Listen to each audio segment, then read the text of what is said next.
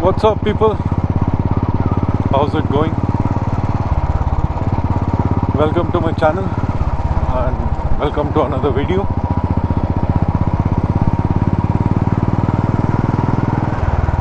I hope everybody's been doing well. Everybody's safe and healthy.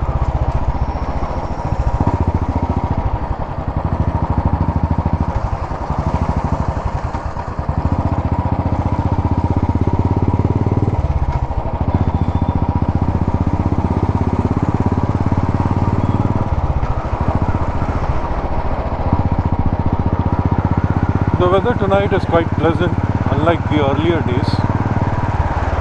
I think the summer is slowly winding down, and I guess in the coming days we will see the temperatures dropping a bit. It could be that, or the effects of the cyclonic storm that made landfall a few days ago, like in the East Coast, Upper East Coast. So it could be that, or it could be the summer winding down. It's almost end of May, so which is a good thing. I mean, this time the summer has been quite strong. It's been hot, so it will be a welcome respite. The weather is perfect actually for a drive, but unfortunately can't go any further than my home due to the lockdown.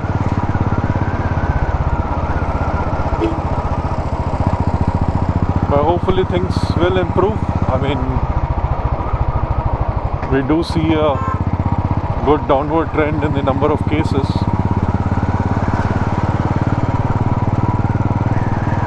The vaccines are also starting to trickle in. So all in all, things are improving. I don't want to jinx it by saying that.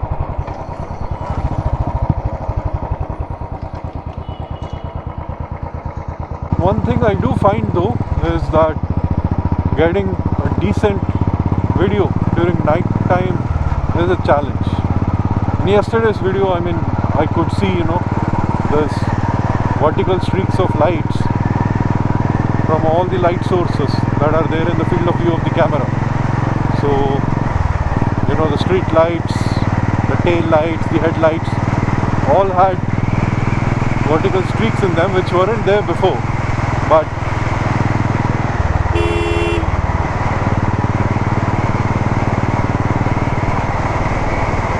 it probably needs a little bit of investigation to see why that happened.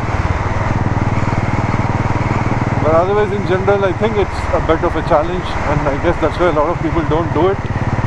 I mean, don't do a motovlog during night, or it probably requires a very good camera, one of the two. So,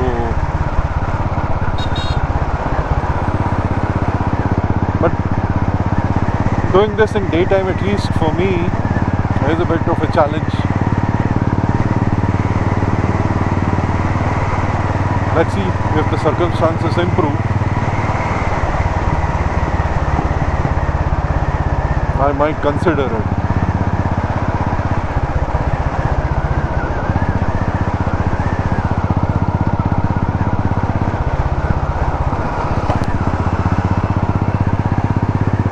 I don't know how many of you have been checking the news of late.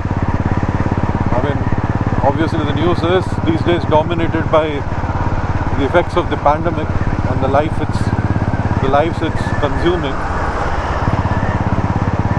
But yeah, I mean, there is a ship, a transport container that goes by the Monica MV Express Pearl. I think it's a Singaporean vessel that was transporting some heavy cargo. The news articles say that it was ferrying some nitric acid from somewhere in from a port in Gujarat to a port in Sri Lanka, Colombo. And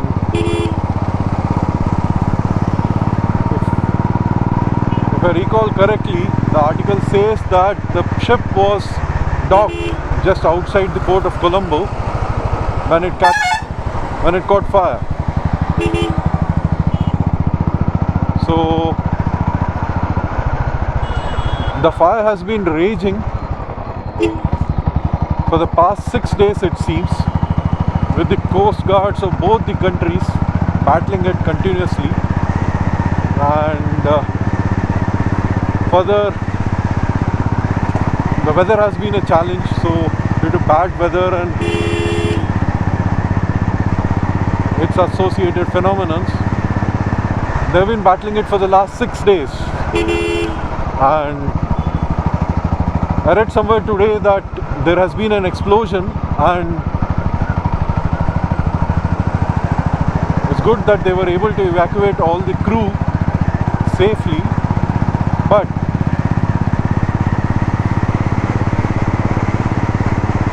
many of the experts associated with that field reckon that the ship will sink with all its cargo.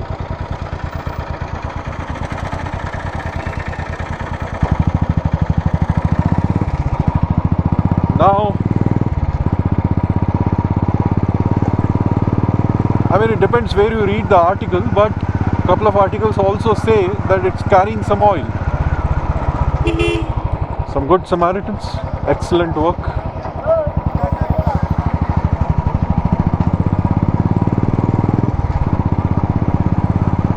So, some articles say that the ship, in addition to carrying the nitric acid, is also ferrying some oil.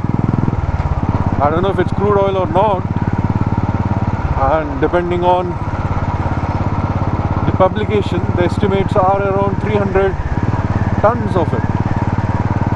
So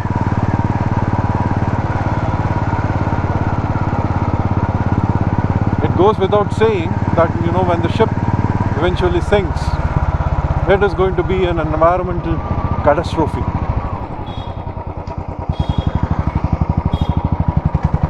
I mean, as it is, we are all reeling, you know, with what's been going on in the world for last 1.5 to 2 years. In addition to that, we have a new calamity at hand. I mean, granted, it will be localized to just one country, but as I was saying, we live in a tightly integrated, connected world. All of us will eventually feel, you know, the effects of such catastrophes. I mean, there's nothing, I guess, one can do now. I mean, all the rich aquatic life that inhabits the Indian Ocean, I don't know how much of it will survive and how much of it, you know, will perish. And its effects, I mean, could be manifold. I mean, we all know the effects of global warming.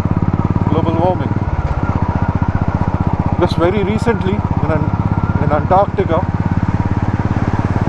a glacier that's 125 kilometers or so long and 25 kilometers or so wide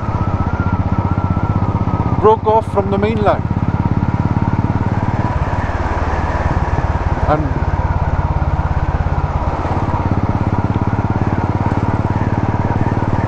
And since it broke off,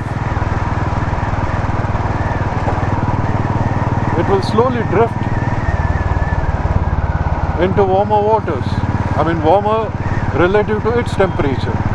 And slowly, that large chunk of ice will melt.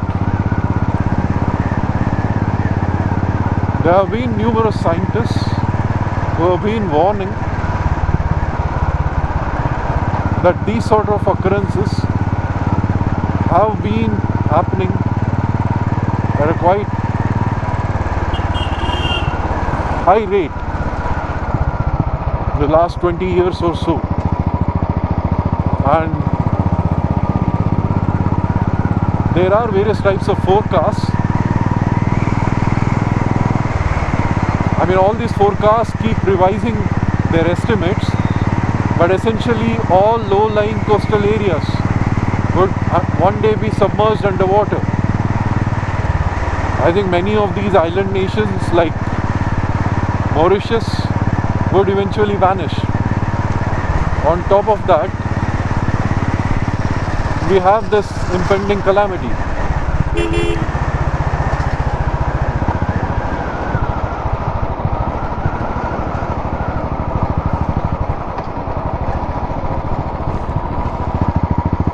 So all in all, it is vital that we are aware of our actions. Everything that we do